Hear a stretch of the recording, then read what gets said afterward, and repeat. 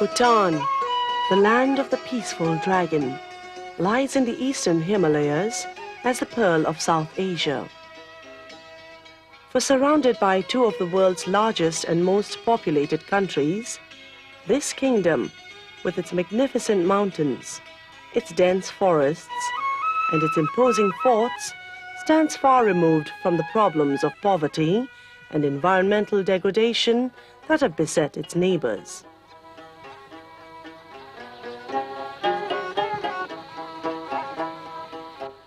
This deeply religious land, whose prayer wheels are always turning, has witnessed miraculous social and economic developments over the last 25 years. A period of growth in complete harmony with nature. In Bhutan, these achievements are considered nothing less than divine intervention.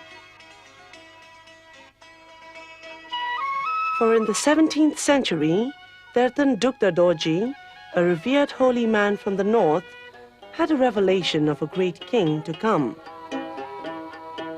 On the 11th of November 1955, a male heir to the third monarch was born, and the country rejoiced as the birth coincided with the ancient prophecy. Their long-awaited ruler, the man whom they would come to love and revere, had finally arrived.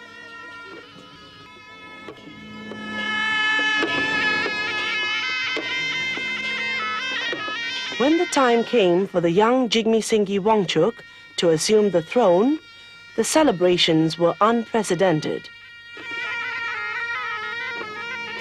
Though only 17 years old, the newly crowned king was seen warmly welcoming the country's friends and handled the event with exceptional dignity and composure.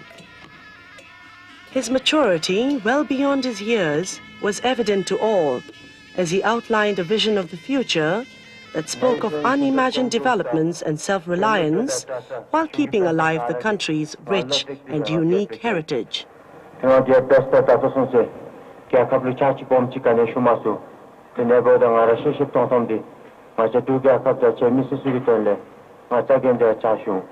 Ever since that speech 25 years ago, His Majesty has striven tirelessly and with ever-increasing determination to ensure that this vision is fulfilled in every part of Bhutan and in all aspects of Bhutanese life.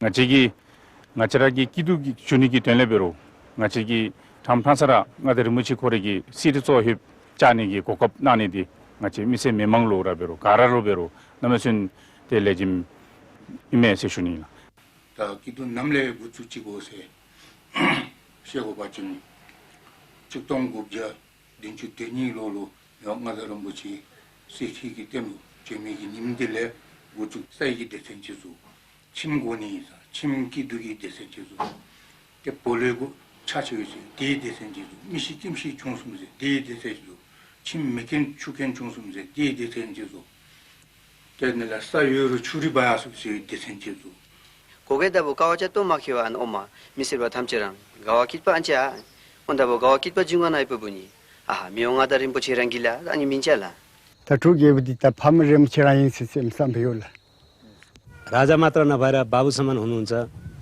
उहिले हाम्रो गाउँमा केही थिएन अहिले त महाराजको आशीर्वादले गर्दा गाउँमै school अस्पताल बिजुली गाडीको बाटो आयो His resolve has led him to travel the length and breadth of this country, to meet the country's farmers, to share their concerns, and ultimately to develop policies which address their needs.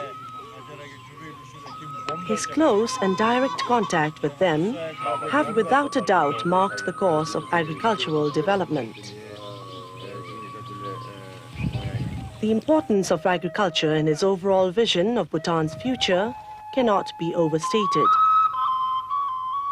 As early as in 1974, the king had said, "If the attention of the government is firmly focused on the people and on bringing about the general improvement of agriculture, then we can entertain the highest hopes of becoming self-sufficient in food grains.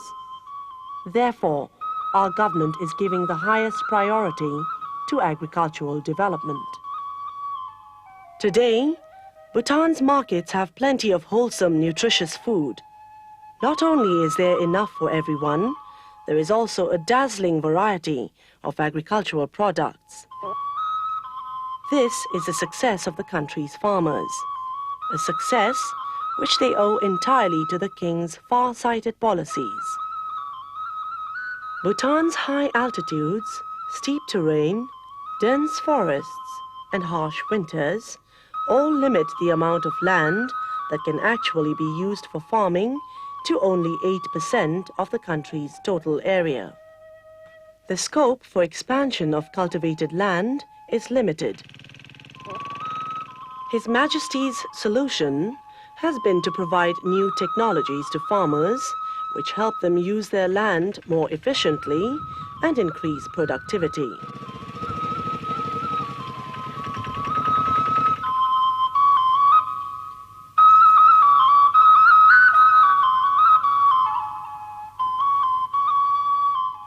The king takes great personal interest in these new and powerful agricultural tools, closely following the benefits they generate.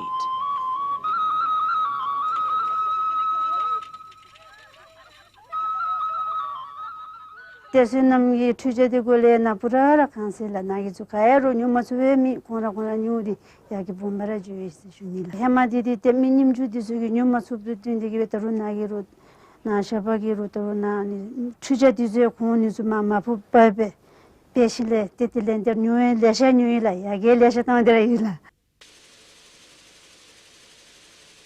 To make the most of these new technologies, the Bhutan Seed Corporation in Paro offers high-quality seeds to the country's farmers. This modern plant, with its careful selection process, ensures high yields to cultivators throughout the country.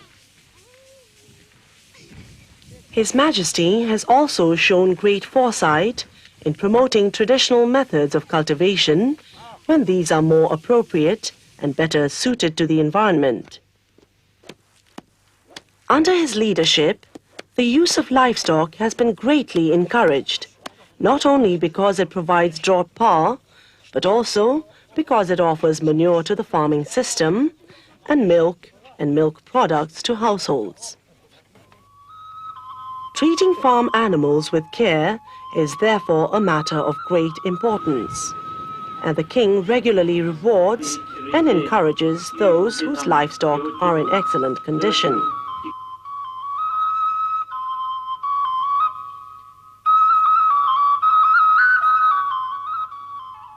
As part of his promotion of farmers' welfare, the monarch has also initiated several schemes to irrigate their lands.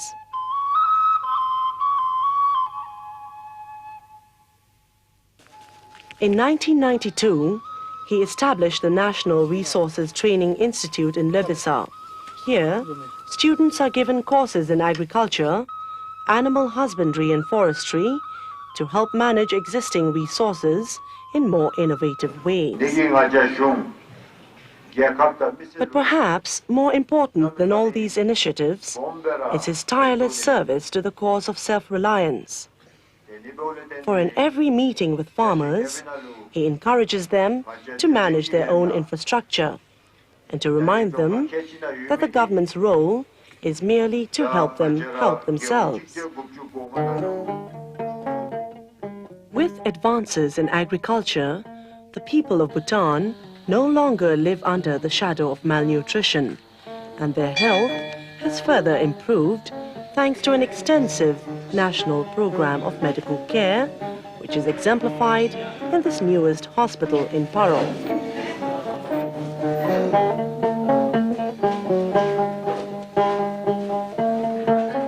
When His Majesty assumed the crown 25 years ago, health coverage was still severely limited, and hardly any specialized treatment existed within the country. Yet today, the country's medical services reach over 90% of the population, and boasts of an elaborate health infrastructure, starting with 454 outreach clinics, 19 malaria centers, 10 indigenous units, and 145 basic health units like this one, which cater to the most distant villages.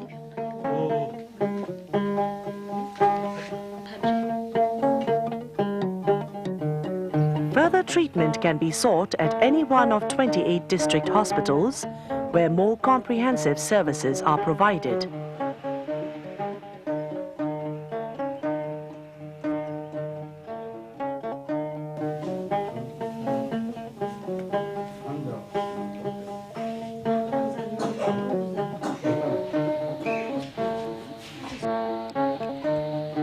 At the apex of Bhutan's health system is the Jigme Dorji Wangchuk National Referral Hospital in Thimphu.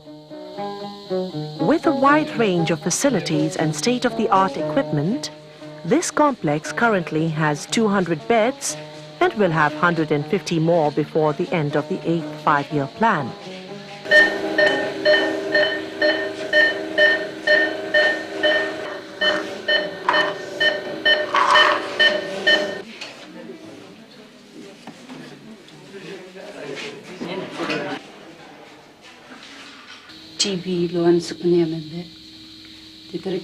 Under His Majesty's reign, primary health care has been a priority. Virtually all children in Bhutan are vaccinated, and the entire medical system is geared towards giving them the best possible start in life. The success of this strategy speaks for itself. In the last 10 years alone, infant and maternal mortality rates have been reduced by more than half. As a result, the country is seeing a dramatic rise in its population growth rate. Anticipating this rise, His Majesty has launched a series of health programs, which includes family planning counseling and reproductive health options. And to make sure that healthcare really is accessible to everyone, medicines are also provided free of cost. Information and education play an important role in the delivery of effective health services. Through the Bureau for Information, Education and Communication for Health, His Majesty has overseen several successful health campaigns, especially in the area of population planning.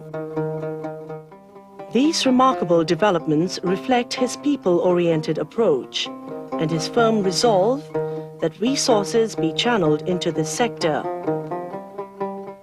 The King's concern for the sick is well known, and it is not uncommon to find him comforting patients.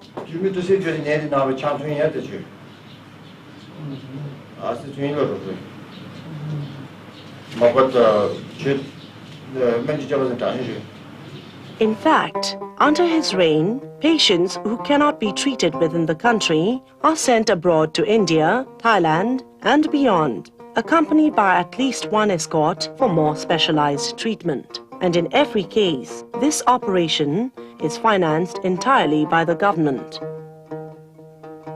In order to promote self-reliance within the health sector, virtually all nurses and paramedical staff receive their training within the country itself, right here at the Royal Institute of Health Sciences. Survive without heart, but after 3 minutes you sight. For example, if you have to sustain a fracture. And in addition to the trainees at the Royal Institute of Health Sciences, His Majesty, with the support of over 1,000 village health workers across the country, is enabling communities to share the responsibilities for better health by ensuring proper sanitation and hygiene, for example.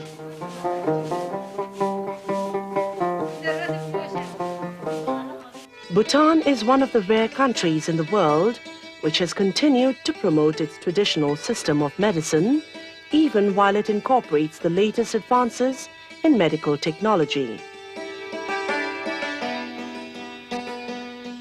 The result is that people have a choice as to which medical system they prefer, and this encourages participation in their own treatment. For at the heart of His Majesty's health program lies the conviction that good health is not just a matter of delivering effective medical treatment, it is also a matter of enabling people to manage their own well-being through educated choices. This notion of self-reliance has been the cornerstone of all His Majesty's policies, but nowhere is it more strongly expressed than in the field of education. For the future of Bhutan clearly depends on the spirit of its children. Under His Majesty's leadership, education has come a long way since the days when monastic tutelage was the only formal schooling available in the country. Although such learning remains an important part of Bhutanese national culture, the King has worked hard to provide his people with a free modern educational system that harnesses their skills and talents, and most of all, gives them pride in their country. The success of Bhutan's educational system is apparent by the fact that virtually every child attends one of the 322 primary schools in the country, and a very large number go on to pursue higher studies. Education at all levels emphasizes the country's needs, and in addition to their regular courses, students are taught the fundamentals of agriculture, environment, health, and hygiene. Bhutan has several advanced institutions of learning, including the Sharupse College, which offers general and honors courses for the Bachelor of Arts, Sciences, and Commerce degrees.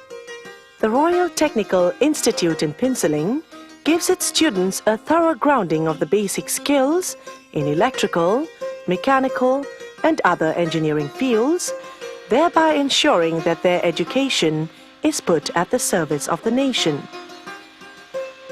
On the other hand, the Polytechnic at Dilthang is being strengthened to become a full-fledged engineering college in the near future. What is amazing is that not only have so many schools and institutions been established in such a short time, but also enrollment at all levels is very high. Besides, close to half the students at varying levels are girls, reflecting His Majesty's desire to give women an opportunity for growth and fulfillment. These achievements are exceptional for a small developing nation, and they are the direct result of the King's personal interventions. For no other concern is as close to his heart, and no task is as joyful to him than to meet the children of Bhutan and to inspire them to the many challenges and responsibilities that lie ahead. Indeed, no one is better suited to talk to the young of their future responsibilities than he is, for his own childhood was cut short at the age of 17 when his beloved father suddenly passed away, leaving on his young shoulders the destiny of an entire nation. Over the years, His Majesty has traveled the length and breadth of this country to interact with Bhutan's future generations.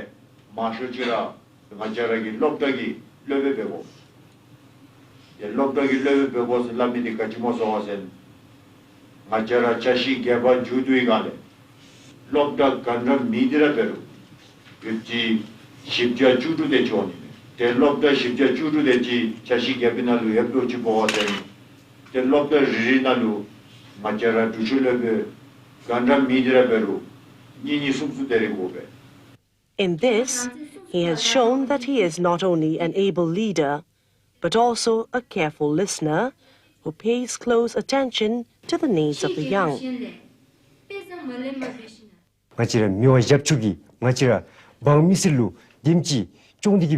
jamna chiwi kole chomi dilu ngachiregi tonglo matam chibe ngachiregi mawigi dilu de junglu zawsumlu chakchi lishmi junigi rowa bomke di se junila.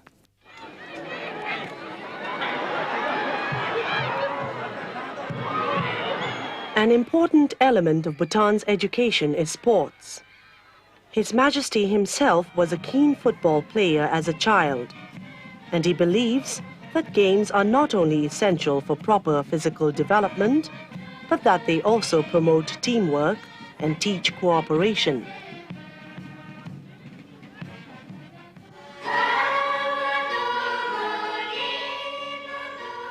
To ensure that education is available to everyone, His Majesty established the National Institute for the Disabled. Here, visually impaired children can learn and develop according to their own pace. And in the near future, the Institute will be catering to children with other disabilities. Although the country's educational system is targeted primarily towards children and adolescents, the King has not forgotten the adult population and has strengthened the non-formal education program to enhance literacy levels in the country. With so many educational initiatives, Bhutan faces a growing need for teachers. The Teacher Training Center in Paro is one of 2 institutions designed to address this need. And with every new teacher, the country further brightens the future of its children, while at the same time preserving its rich cultural and natural heritage. No visitor to Bhutan can fail to notice that the love of nature is an essential trait of its people. For this heritage is truly unique in the world.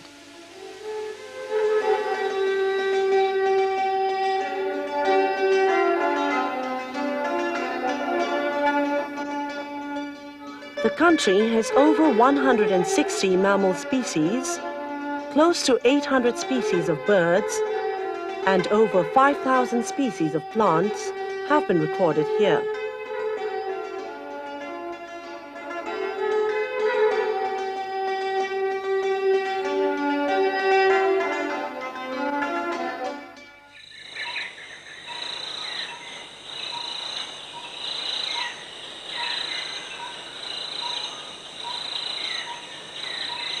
The range of altitudes and diversity of habitats have made Bhutan home to all forms of life, and it has been declared one of the 10 global hotspots for the conservation of biological diversity. Respect for nature has always been an integral part of Bhutanese culture, for Buddhism teaches the sanctity of all life forms and the principle that one should give back to earth what one has taken from it. Over the centuries, the people of Bhutan have evolved practices that allow for the sustainable use of their natural resources. Nevertheless, by the time His Majesty acceded to the throne, the process of modernization was well underway, and with it emerged new threats to the environment: greater construction, industrial and urban expansion, and growth of population and foreign tourism. Acutely aware of these new dangers, His Majesty said, "Throughout the centuries, the Bhutanese have treasured their natural environment and have looked upon it as the source of all life. This traditional reverence for nature has delivered us into the 20th century with our environment still richly intact. We wish to continue living in harmony with nature and to pass on this rich heritage to our future generations."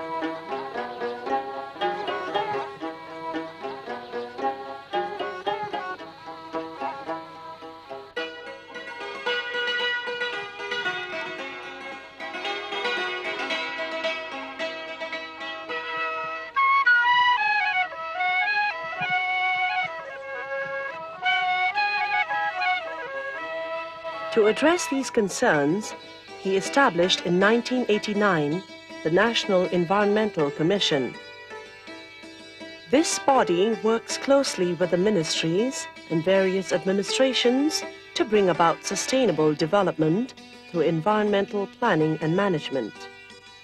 Then, in 1995, under his leadership, the National Assembly passed the Forest and Nature Conservation Act, which mandates that the country must, at all times, keep 60% of its territory under forest cover.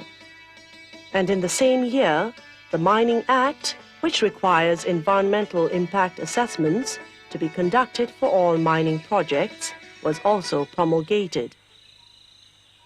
Forests are now protected against encroachment and illegal felling, and measures have also been adopted to safeguard them against fires, pests, and disease. The results have been astounding.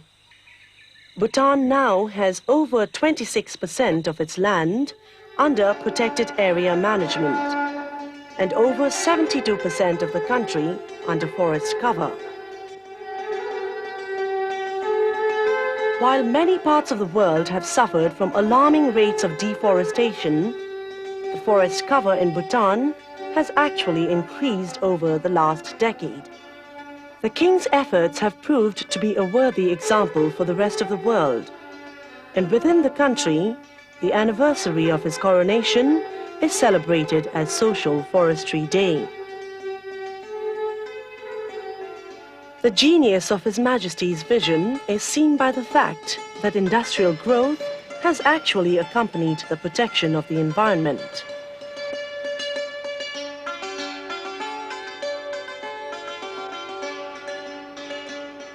In just the last 15 years, Bhutan has witnessed the establishment of a number of significant projects, such as the Pendant Cement Authority, which is the largest plant of its kind in the country and is vital to its construction needs.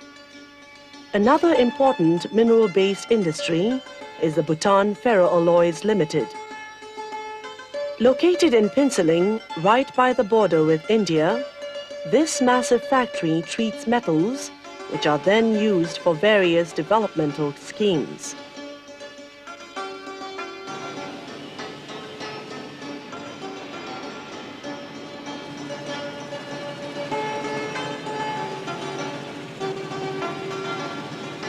And nearby is the Bhutan Carbide and Chemicals Limited, another large complex where chemicals are processed to meet the country's commercial and industrial requirements.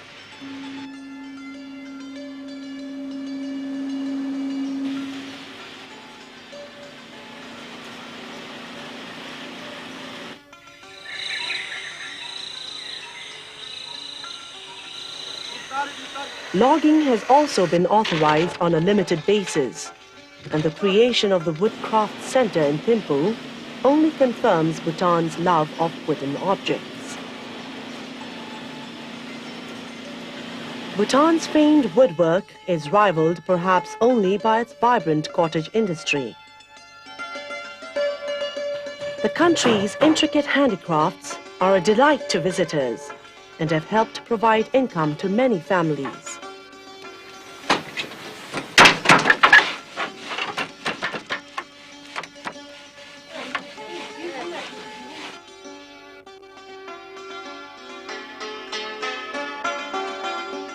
Bhutanese oranges, apples, peaches and apricots are delicious. The Bhutan Agro Industries in Thimphu district is one of two important fruit processing plants created by His Majesty in recent years to ensure that the good taste translates into substantial revenue for the country's other development projects.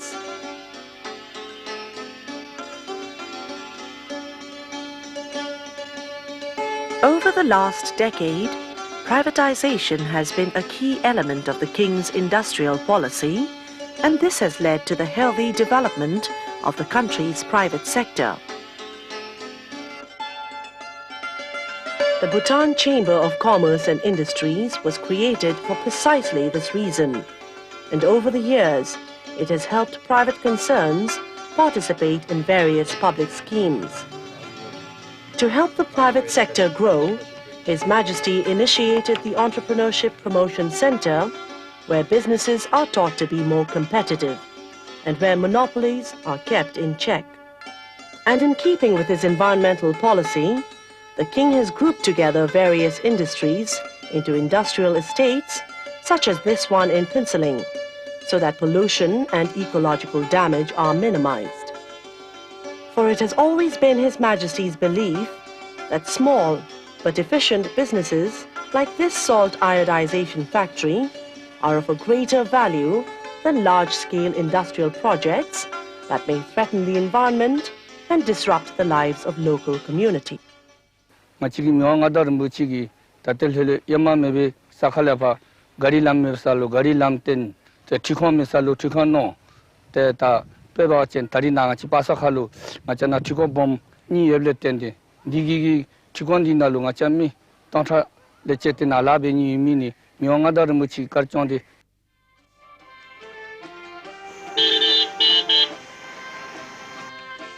In order to enhance the growth of Bhutanese commerce and industry, His Majesty has dramatically improved the country's infrastructure, especially by building several new roads and bridges. This is no easy task, given the steep and fragile terrain, but the King has been determined to see the work through and to ensure that all the district headquarters are connected. His resolve has led to the construction of over 3,000 kilometers of roads, in addition to a network of feeder roads that link villages to wider channels of transportation. This is, without a doubt, a major achievement in a small mountainous country. In turn, this has fueled the growth of a national public transportation system, which has made it easier than ever before to move from one end of the country to the other in a safe and affordable manner. Another important step to bring the country closer together has been to invest in telecommunications.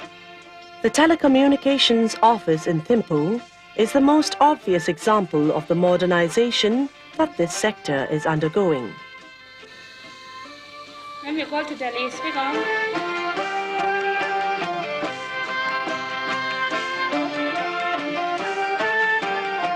Not only have all regions of the country now been linked by digital microwave transmission systems, but in the last 5 years, the number of telephone connections has doubled from 2,600 to over 5,000 lines.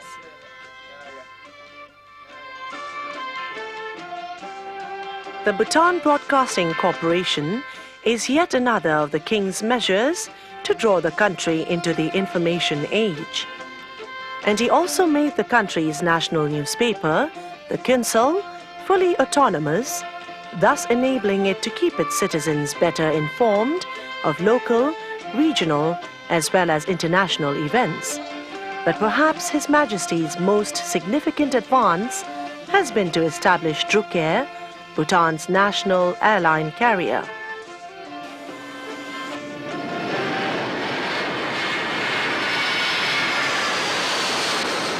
Founded in 1981, Druk Air runs as a government-operated company and is close to achieving financial viability. Although its fleet is small and the airport's location in a particularly narrow valley makes takeoffs and landings difficult, Druk Air has still managed to offer weekly flights to neighboring countries, thus firmly opening Bhutan's doors to the outside world.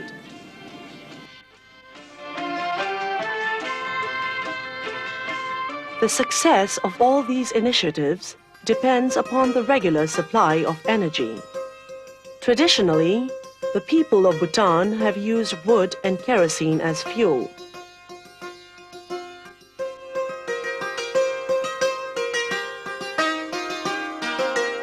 However, with the modernization of their homes, electricity is increasingly becoming a necessity, and His Majesty has responded with a massive rural electrification program, thanks to which even homes in remote areas are enjoying the benefits of electrical appliances.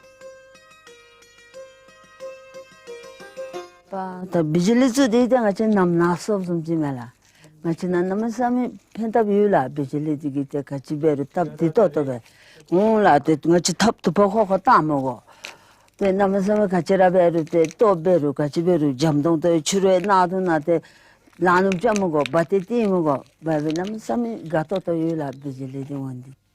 of Bhutan's electricity is generated at hydroelectric power stations, such as the Chukha hydropower project. Well over a decade ago, His Majesty realized that the country's swift-flowing waters could provide low-cost energy for the people. In fact, the Chukha hydropower project was the first such scheme of its kind in the country. And once it was launched, it generated an incredible surplus of electricity. The king personally negotiated the sale of power to India, and today, the revenue it brings in accounts for nearly 1/3 of all government earnings.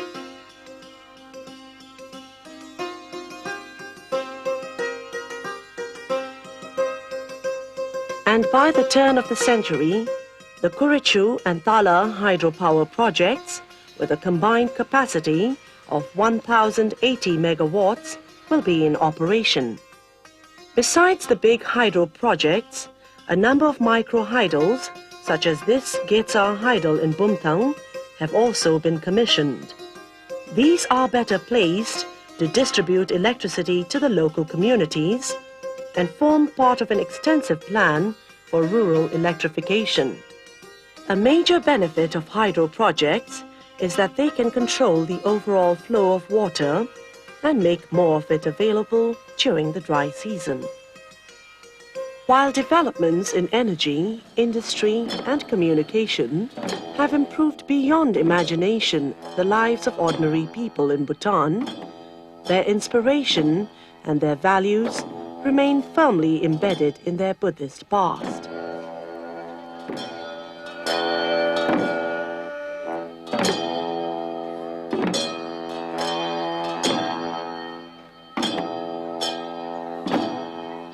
Even today, Bhutan is a land of deep spirituality, and reverence for the Buddha and his teachings underlies all cultural activities.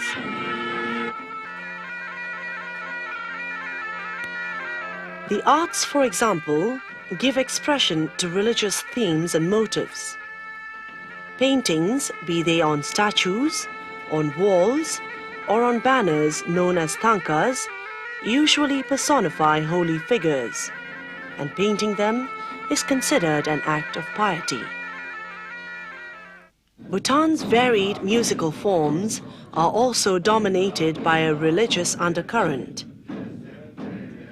Some were explicitly developed to give rhythm to religious ceremonies and to punctuate the singing or recitation of texts.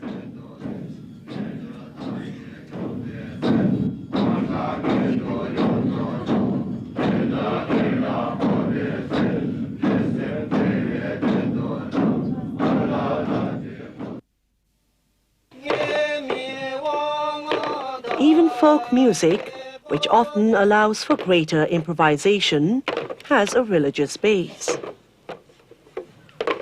His Majesty is himself of the deepest religious conviction, and his instinct as the nation's leader is to protect and nurture this vital source of Bhutan's culture. That is why, in 1984, he established a 9-member council for ecclesiastical affairs, the Datsang Lhensok, to meet the needs of the central monk body and to consolidate the various religious institutions in the country.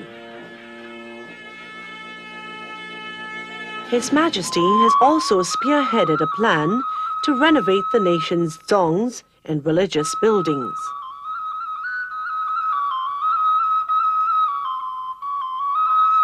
All these achievements have not only advanced Buddhist studies in the country, but have also enabled the monk body to take up social causes based on their religious philosophy. In Bhutan, the national dress is still the most common attire and is worn with a great sense of pride. And in keeping with the country's traditional code of conduct, known as Jiglam Namsha, children are raised to be respectful and courteous to their elders. preservation of its cultural heritage does not imply that Bhutan intends to remain static or isolated. But improvements in material conditions and its opening to the outside world must not erode the values which have for so long guided its people. His Majesty's own frugal lifestyle, the simplicity of his home, all attest to his firmest belief that material wealth should not dominate one's life, and that human presence must always serve a higher purpose.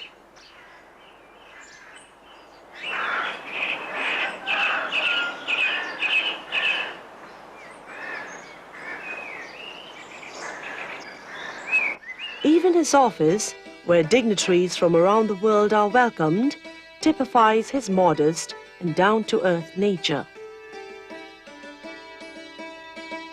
His sacrifice and his humility are unique, and his hopes are that similarly, his people will not abandon time-tested values for alien lifestyles.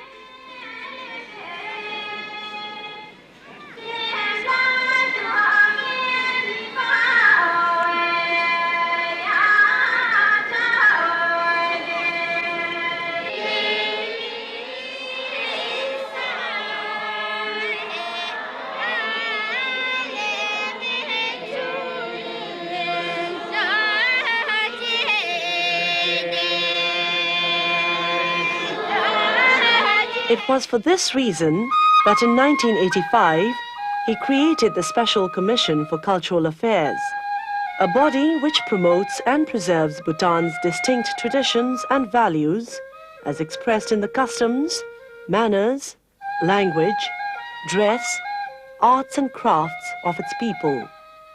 Over the years, the Special Commission has performed very valuable service to the nation. Through the National Library, it has stored a number of important texts, including scripts written in gold. Many rare documents have also been stored on microfilm.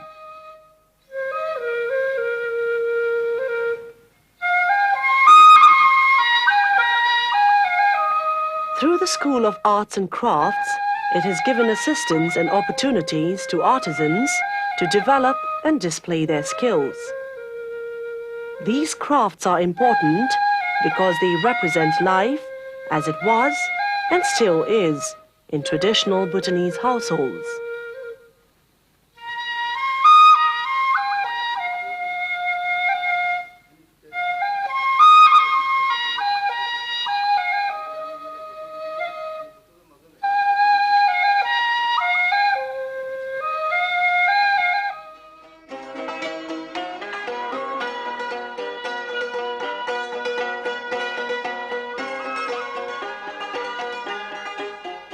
And through the Academy of Performing Arts, young men and women are trained in the traditional folk and mask dances of their ancestors.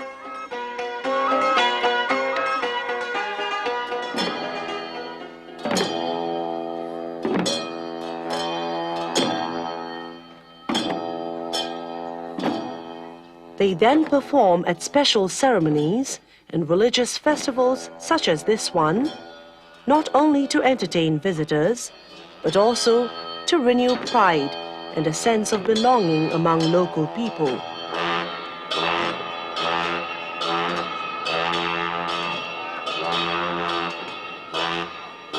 Indeed, inculcating this sense of pride in being Bhutanese is central to His Majesty's ultimate aim of devolving powers to the people.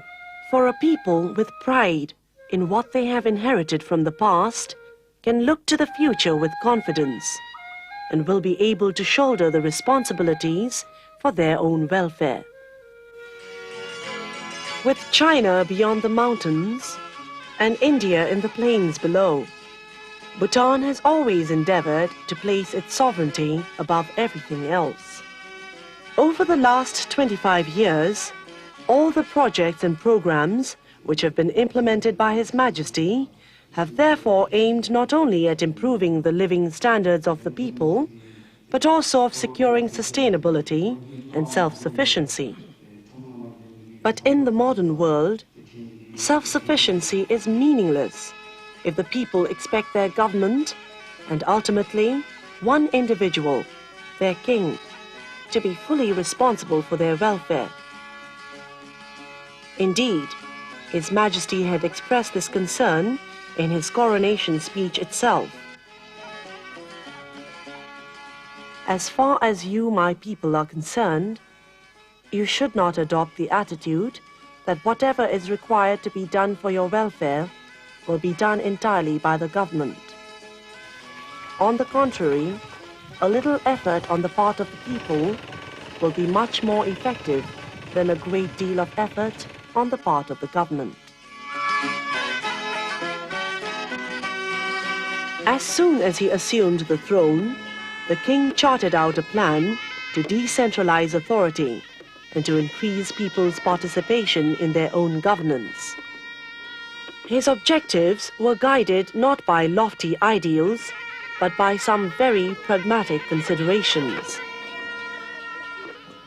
For example, even with an expanding network of roads and improved telecommunication systems, many parts of the country are still difficult to reach and are often inaccessible during the winter and monsoon periods. A centralized administration is clearly impractical in such cases. In 1976, starting with the fourth five-year plan, the king began to realize his dream of devolving administrative authority. He instituted planning committees at both the district and village levels to encourage people's participation in the management of their own welfare. His purpose was to give a voice to local needs, as well as to pave the way for a decision-making process at the grassroots level.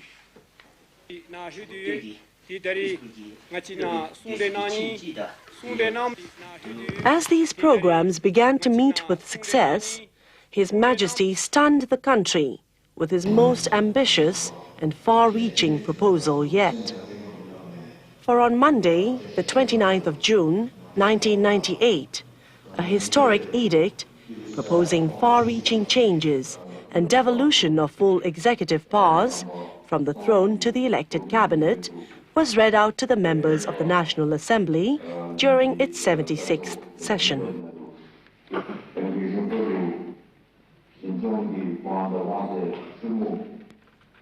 His Majesty propounded three fundamental changes in Bhutan's system of governance, namely that all cabinet ministers should henceforth be elected by the National Assembly, that the Assembly should decide on the role and responsibilities of the cabinet, and that the National Assembly should adopt a mechanism to move a vote of confidence in His Majesty. In effect, the king devolved his own executive powers to the people through their elected representatives. While he is to remain the head of state, he will no longer head the government, which is responsible for the day-to-day administration of the country.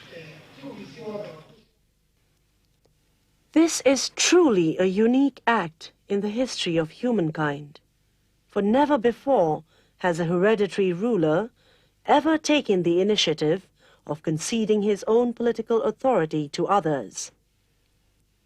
In doing so, he has truly lived up to the prophecy of his greatness. On the day he handed over governance to the elected cabinet, he had this to say: "This is a special day for me.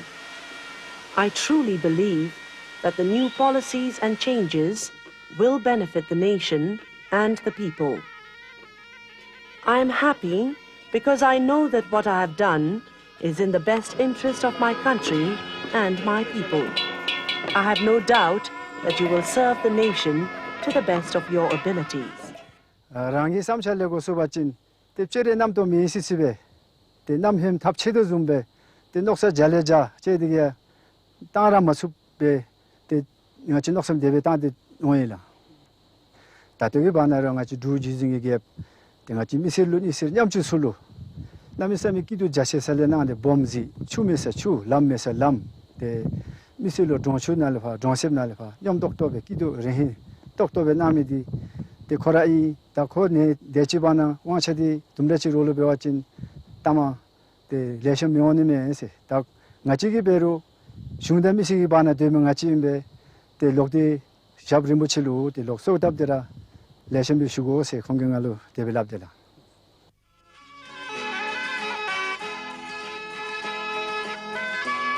For many of its citizens, the past 3 decades have been the country's golden years.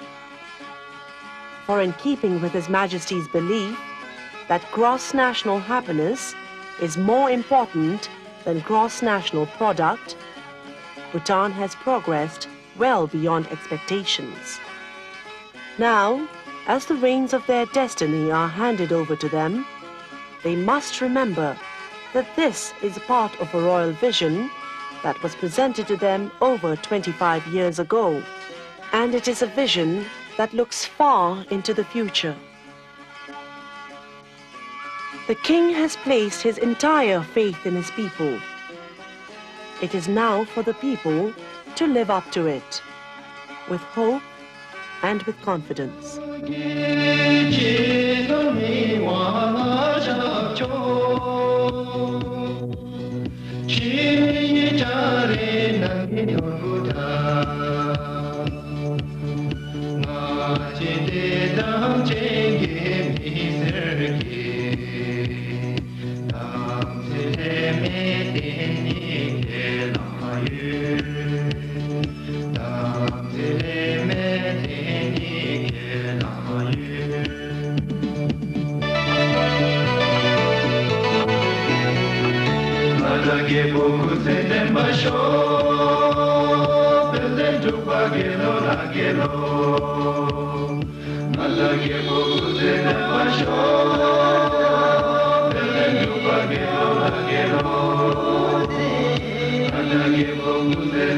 Show.